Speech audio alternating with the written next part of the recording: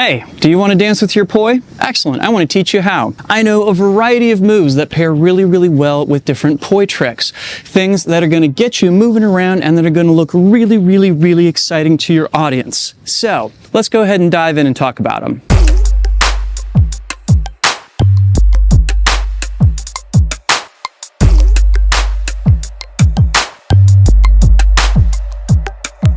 Drex here from DrexFactor Poi, sharing with you the love of poi spinning and flow arts to benefit your body and brain. And in this video, I'm going to share with you 5 cool poi dance moves that'll impress your friends. But before we dive in, I just want to give a quick shout out to the friends of the channel. Big thanks to Dark Monk, Fire Mecha, Flow Toys, Paraterra Light Toys, and Ultra Poi for helping to make the videos on this channel possible. You can learn more about all these awesome companies and the work that they're doing to support flow artists like yourself by checking out the links down in the description of this video. Now, there are a whole lot of different dance styles, moves, and poi tricks out there that can be combined together in a variety of different ways.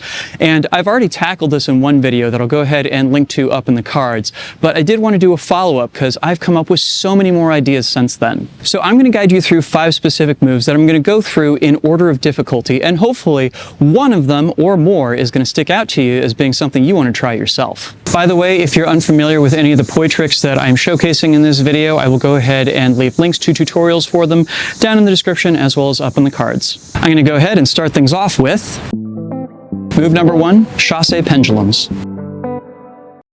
So this is something I give to all of my students, as well as something I do in my own warm-ups to get me moving at the beginning. And the how-to is pretty simple here. Basically, you want to take a skip to the side, and when you complete that skip, you want to take your hips down and around in a little curve to kind of absorb the impact of the jump. So I skip to the side, hips curve out, skip to the side, hips curve out. One way you can think of this is that your rear foot is kind of kicking the other foot to the side as you're jumping through here, boom, and landing on the foot that has been kicked out. All right, so what poi trick do we combine together with this? I'm a fan of making the movement of our hips kind of reflected in the movement of the poi too. So to that end, essentially what we do is we do a little loop with the poi and then a pendulum to the side, a loop with the poi and a pendulum to the side. Basically, as we travel around through space, the poi kind of mirrors our movements. When we do the skip, the poi are pointed up, and when we do that little undercurve out to the side to absorb the impact of the jump, that's when we perform the pendulums with the poi. This is a great way to get yourself moving at the beginning of a practice. It's almost like doing jumping jacks. And also too, I personally think that if you put a little bit of emphasis into it, you wind up with something that really looks like you're carrying your body and poi around in tandem. Great for combining the two together. Next on the list, let's take a look at something else that involves some of those undercurves with your hips. Move number 2, Windmill Undercurves. Again, this is one that I give a lot of my students and use myself in my own warm-ups. It's just a great way to start kind of loosening up those hips and knees and get yourself ready to plie. The idea here is pretty simple. You start with your feet about shoulder width apart and go ahead and bend your right knee, taking your hips off to the side. You want to bend your knee, not your waist. And then you're going to go ahead and bend your left knee to bring your hips center. But they're a lower level than what you started at. Now you extend your right knee, pushing your hips off to your left, and then you extend your left knee, bringing yourself back to the original stance that you started with. You bend the right, bend the left, straighten the right, and straighten the left.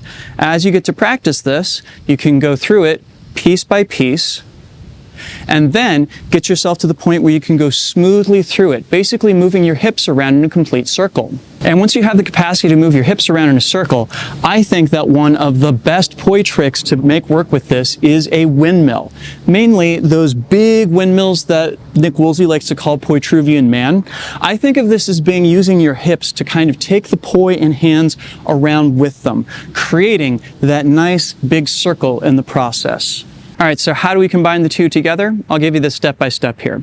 You start in that same stance that we mentioned for your undercurves with your feet about shoulder width apart, and you're going to bring your hands up next to your ears. Now, when I bend my right knee, I'm going to reach my left hand out across me here, so it's pointed over to my right.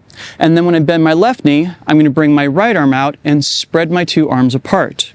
When I straighten my right leg, I bring my left arm up to my ear and my right arm reaches across all the way to the left. And when I straighten my left knee, I bring the right hand up next to my right ear. So I bring the left hand out when I bend the right. I bring the right hand out when I bend the left. I bring the right hand over when I straighten the right, and I bring it up to my ear when I straighten my left.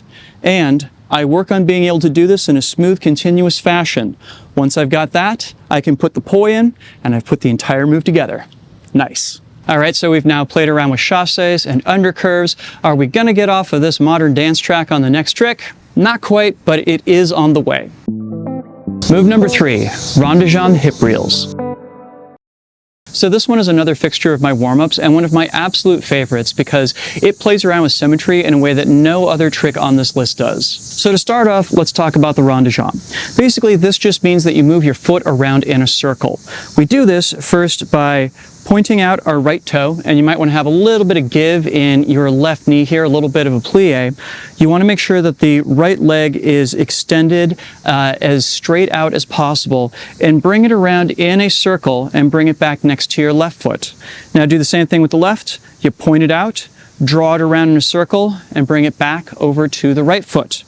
Now, we're going to add a little bit of a twist into this by turning it into a step backwards. So I point the right toe out, take it around in a circle, and before I bring it back to join it up with the left foot, I instead step straight back on it. Now look at that. I've got the left foot extended out straight away from me, and all I have to do is take it around in that little half circle to bring it around behind me, and now I can step back on it. Circle the right around, step back on it, circle the left around, step back on it. So what poi trick goes best with this? I'm so glad that you asked. Personally, I think the answer is hip reels in together opposites or reverse butterfly.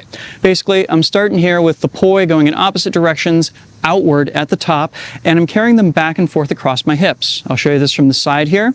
I always have one hand in front and one hand behind, and they're alternating back and forth as to which hand is in which location at any given point. Now, you might already be seeing how these two pieces tie together. If I have a hand that is going from the front side of me to the back side, that then is a perfect time to have my foot performing the same action. This is an example of something called homolateral movement, where basically the same hand and the same foot are performing an action at the same time. This is in contrast to things like contralateral movement, where we're moving the opposite hand and foot at the same time. Basically, contralateral is more common in Western movement art styles, and homolateral is more common in things like West African dance. So to put these pieces together, basically I'm going to spin the right poi around back behind me while I carry the right foot around in a rond-de-jambe, and then I'm going to do the same thing with the left hand and foot, right hand and foot, left hand and foot. Now we're going to pick up the pace, so I keep the poi that goes behind me spinning, and we add another twist. That is, whichever hand in front is doing a big circle rather than a small one, and we carry it around like so. Right goes back, left goes back, right goes back, left goes back. We can also carry them forward, left forward, right forward, left forward, right forward. Hey, awesome. Cool. So far each of the 3 moves that we've played around with haven't taken us terribly far away from the stance that we're used to using when we spin our poi, but that's about to change. Move number 4, corkscrew ground rolls. So we never do groundwork in poi, and that's because our hands are usually tied up with the poi themselves. But there are some specific moves that we can do that allow us to go to the ground even without the support of our hands and arms. So to talk about how we do this ground roll, I'm first going to say that if you are either old like me or otherwise have problems with your knees, you almost certainly are going to want to invest in a set of knee pads. Otherwise, this is going to be an extremely painful and unpleasant process for you. Now, all that said, here's the process of how you get into this roll. Basically, I'm going to start off facing my stage right, and I am going to drop down onto my right knee from my left standing leg. From here, what I'm going to do is I'm going to sit back on my butt, and I'm going to switch the orientation of my feet. So I'm going from having my left foot on the ground and my right leg curled up underneath me to my right foot on the ground and my left leg curled underneath me. And I'm going to try and push forward with my head and off my left knee to get me back to standing. So taking that all together, we go down on the right knee, carry it through on our butt, and then push up from our head to get across to the other side. So what poi trick goes best with this? Well, I think the answer is the corkscrew. This is both because it carries in the direction that we are moving on the ground, and also too, any poi trick that uses vertical planes, when you get low enough to the ground, they're going to bottom out. Whereas if you're performing a corkscrew and keeping your planes parallel with the ground, you can go as low as you want and you won't hit the poi against the ground. Unlike the other moves, there's no hard and fast rule about how exactly these things mesh together, but personally I do think it's in your best interest to start from a place where the poi are above your hands as you go down into the roll, and to try and exit out of the roll in a similar kind of fashion. That way you have the poi beneath your hands in the middle of the roll. And if you really want to show off as you're doing this, you can always avoid going all the way up on one side and simply reversing the move to the other side, going back and forth as such, and deciding when you're finally going to come up and exit out. All right, I'm going to have mercy on you for this next one, and I'm going to get you back up off the ground. So, what could be waiting for our final move of this video? Move number 5, Windmill Giants. So this is one that I've only recently come across, and it was actually in an Instagram tutorial, and the moment I saw it, I was just like, oh, I can absolutely make that work with poi. The irony of this move, of course, is that we have something else on this list that's called a windmill, but it's very, very different because it's a poi windmill instead of a dance windmill. Here's how you do the dance windmill. Basically, you are looking straight down to spot off of the ground, and you're spreading your arms straight out to the side. You're going to step back behind you, and as you turn around, you're going to switch your spot back down and around. You want to step back and around, step back and around in order to get from side to side. And what poi move goes best with this? Why, an extension, of course. The less you have to do here in order to keep this working, the better. I do recommend learning this by starting at half length and then working your way up to full length on it, if for no other reason. Then it'll just make the full length version look that much better when you get there. Cool, so those were my picks for 5 poi dance moves that I think you should know. What did you think of my list? Were there any things I left off this list that you would have included? Leave me a comment and let me know. Also be sure to like, share, and subscribe to help other people find this video and to help my channel grow.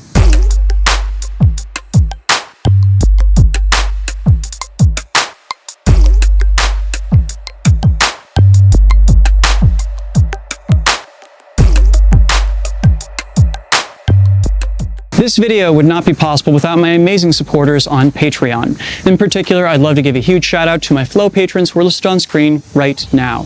Thank you all so much, you rock. And if you would like to get your name in the credits or access to a whole host of other awesome rewards, you can do that by checking out my Patreon over at patreon.com/DrexFactor Poi. I'll leave a link down in the description as well as up in the cards. Go check that out. Please help me out in my mission of bringing poi spinning and flow arts to the whole wide world. Thank you in advance. And if you just cannot get enough of poi dance, I'll include a link to that other poi dance moves video that I did up here on screen as well as down in the description. Thanks so much for watching. Make sure to get out and flow yourselves today, and I'll see you with a new video real soon. Take care now. Peace.